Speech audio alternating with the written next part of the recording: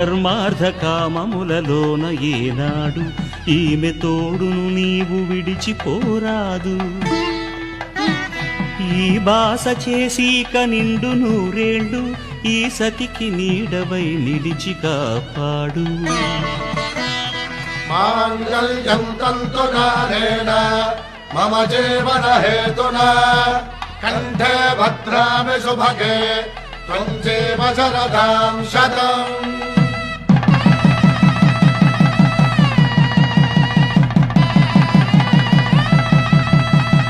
నా జీవితానికే ఆధారము అయి నిన్ను అల్లింది దారము.